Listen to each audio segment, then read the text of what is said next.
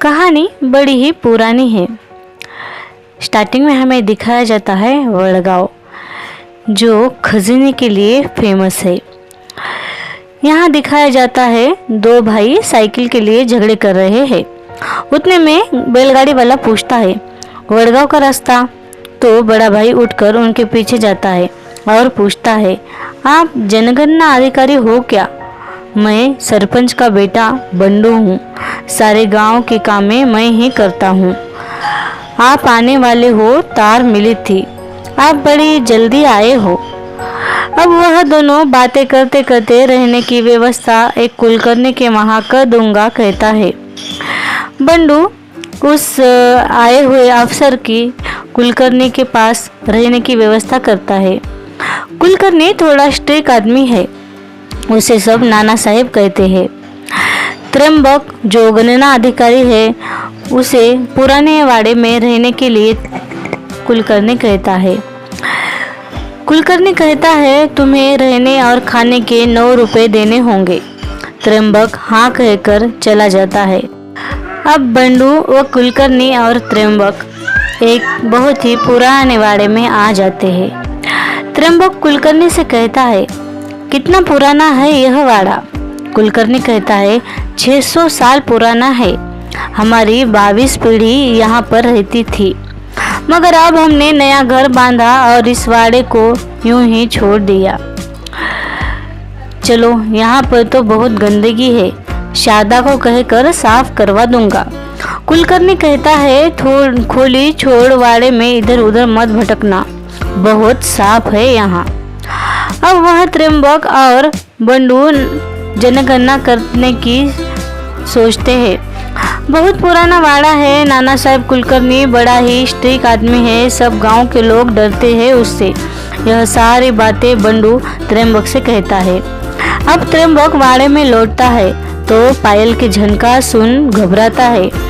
वहाँ एक लड़की थी, कहती है खाना खाने को आ जाना, नाना साहेब ने बुलाया है।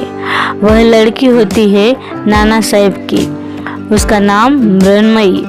त्र्यंबक कुलकर्णी से कहता है पुरातन वास्तु बहुत है गांव में। तब कुलकर्णी उसे टेढ़ी बातें ही करता है और कहता है जनगणना अधिकारी हो, पुरातन अधिकारी नहीं।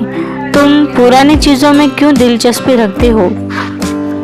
जो काम करने आए हो वही काम करो, ज्यादा इधर उधर का इतिहास मत देखते बैठना। त्र्यंबक उसी पुराने वाड़े में लौटता है। उसे साहूकार की बातें याद आती है। साहूकार थोड़ा स्ट्रिक्ट है, यह उसे समझ भी आता है।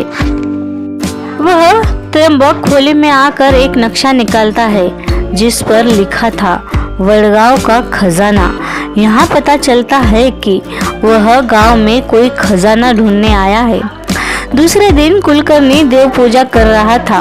उतने में ही उसके लड़की मृण्मयी के हाथ से पूजा की थाली गिर जाती है। वह उस पर बहुत चिल्लाता है। तभी त्र्यंबक वहां आता है तो कुलकर्णी उस पर भी बहुत गुस्सा होता है। वही बंडू वाड़े के पास आकर बैठता है। वाड़े का सीन बहुत ही डरावना दिखाया जाता है। वह घबराते घबराते सीढ़ियों पर बैठ जाता है। तभी बंडू का छोटा भाई आकर उसे डराता है और हंसते हुए साइकिल लेकर भाग जाता है। कुलकर्णी की बेटी मृण्मयी यहाँ पर रोती हुई बैठती है। तभी त्र्यंबक आकर उसे समझाता है, उसे बातों में फंसाता है। वो भी बेचारी फंस जाती है उसकी बातों में। बंडू कहता है नाना साहेब कुलकर्णी है जो थोड़ा शक्की आदमी है। वह हर इंसान को चोर की नज़र से ही देखता है। वह समझता है कि सारे उसके वाड़े को लेकर, उसके खजीने को लेकर दिलचस्पी रखते हैं, इसीलिए वह हर आदमी पर चिल्लाता गुस्सा करता है। सारे गांव के लोग उससे डरते हैं। उनके पुराने वाड़े में जहां अभी तुम रहते हो उसमें कोई खजाना है, ऐसे गांव के लोगों का कहना है। यह सुन त्र्यंबक थोड़ा परेशान होता है। वह खजाने की खोज में आया था, पर उसे लगता है खजाना अब भी है वहां पर। त्र्यंबक उसे बहुत कुछ पूछता है, पुराना मंदिर, मगर वह उसे बहुत दूर एक पहाड़ पर ले जाता है। वहाँ उसे कोई मंदिर नहीं मिलता। वहाँ से त्र्यंबक निकल जाता है। त्र्यंबक टहल रहा होता है, तभी कुलकर्णी की लड़की मृण्मयी उसके पास आती है। उससे बातें करती है, कहती है, मैं कुछ मदद कर सकती हूँ क्या? तुम बड़े परेशान दिख रहे हो। तब वह उसे कहता है, हमारे कुल देवता का मंदिर इस गांव में है, ऐसा मैंने सुना था, मगर बंडू के साथ मैंने सारा गांव फिर लिया, फिर भी मुझे वह मंदिर नहीं मिला। तभी मृण्मयी कहती है, पिताजी के पास गांव के ऊपर लिखी बखर है, उसमें सारी पुरातन बातें लिखी हुई है। तुम्हें उस बखर में तुम जो मंदिर ढूंढ रहे हो उसका भी पता मिल ही जाएगा। अब वह लड़की त्र्यंबक के प्यार में पड़ गई थी। वह उसके लिए उस बखर को चुराती है और उसे लाकर देती है। दूसरे दिन फिर से वह मृण्मयी त्र्यंबक के पास आकर बैठ जाती है। त्र्यंबक कहता है, यह तो बखर संस्कृत में है और मुझे संस्कृत उतनी नहीं आती। वह मृण्मयी कहती है, लाओ मुझे दो, मैं तुम्हें पढ़कर बताऊंगी, मुझे आती है संस्कृत। वह सारी बखर पढ़ती है और उस मंदिर का पता एक पजल में लिखा होता है। वह दोनों पजल सॉल्व करने जाते हैं। अब दोनों बहुत सोचते हैं, मगर उन्हें पजल सॉल्व करना नहीं आता। तभी इन दोनों को देख बंडू भागता आता है और कहता है कि तुम यहाँ क्या कर रहे हो? आज जनगणना करने नहीं जाना है क्या? साहब जी, आज तो जनगणना करनी ही होगी, क्योंकि जल्द ही काम तो निपटाना है आपको। त्र्यंबक कहता है, नहीं, हम एक पजल सॉल्व कर रहे थे। और वह मृण्मयी उसे पजल बताती है। बंडू झट से उस पजल को सॉल्व करता है। उसे उत्तर बताता है कि इस पजल का उत्तर है सीढ़ियाँ। तभी त्र्यंबक वहां से भागता हुआ उसी पुराने वाड़े में आ जाता है जहां अभी वह रहता है। वह सीढ़ियों से सीधा चले जाता है। तभी उसे वह मंदिर मिल जाता है जो वह ढूंढ रहा था। अब इधर कुलकर्णी को वह बखर नहीं मिल रही होती है। वह अपने बीवी और बेटी को बहुत मारता है और बखर पूछता है, मगर वह दोनों भी कहती है, मुझे कुछ नहीं मालूम। मृण्मयी रोती हुई कहती है, बखर न मिलने पर पिताजी ने मुझे बहुत मारा है। त्र्यंबक को आकर सारी बातें कहती है। त्र्यंबक कहता है, तुम चिंता मत करो मृण्मयी, मैं तुम्हें बखर लाकर दूंगा। मुझे नहीं चाहिए वो मंदिर ढूंढने को। तभी मृण्मयी कहती है, मैं तुमसे प्यार करती हूँ, तुम उस जालिम बाप से मुझे छुटकारा दिलाओ, मुझे ले चलो यहाँ से, और तुम्हारे लिए मैं कुछ भी कर सकती हूँ। अब वह बंडोबा को खजाने के बारे में पूछता है। वो कहता है कि बहुत खजाना था इस गांव में।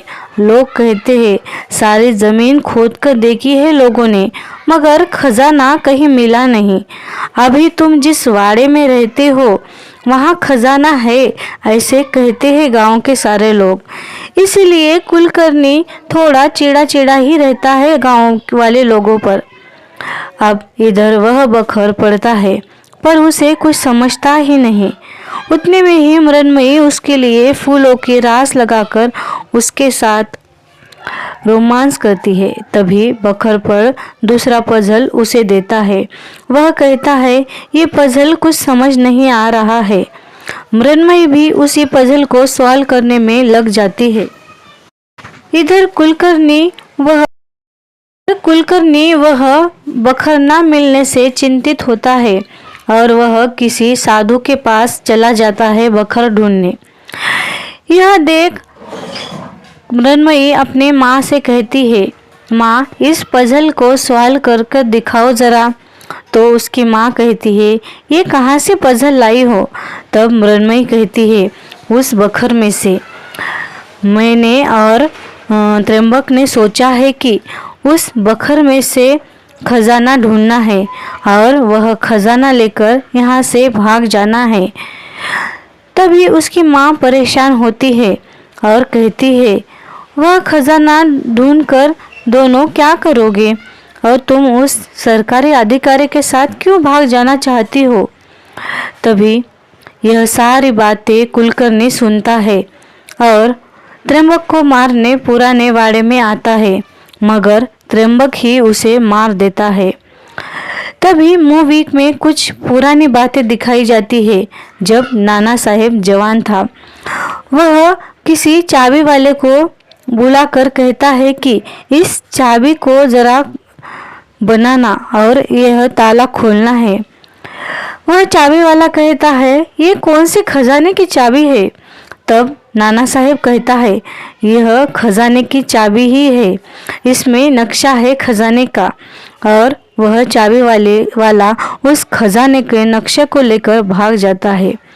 अभी दिखाया जाता है कि वह चाबी वाला कोई और नहीं, त्र्यंबक ही था, जो अभी यहाँ पर त्र्यंबक बनकर आया था, जो गणना अधिकारी है।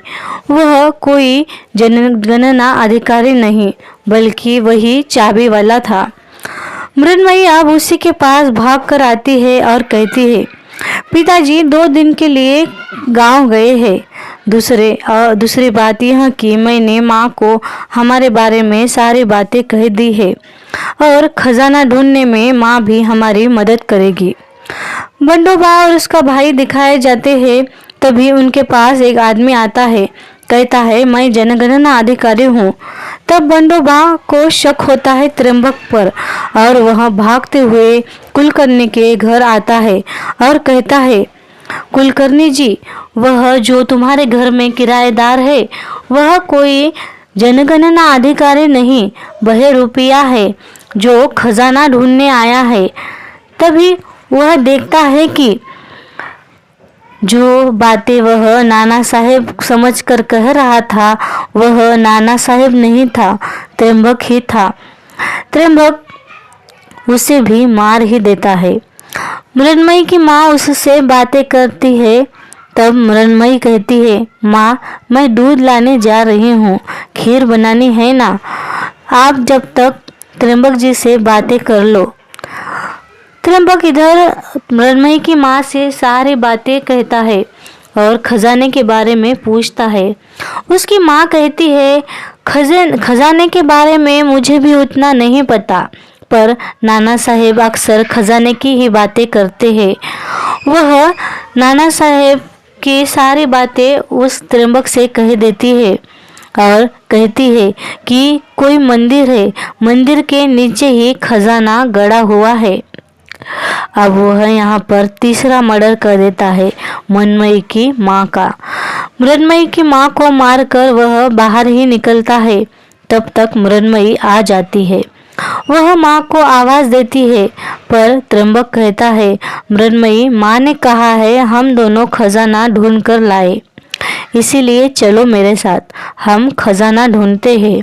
वह जब तक खाना पकाकर रखेगी।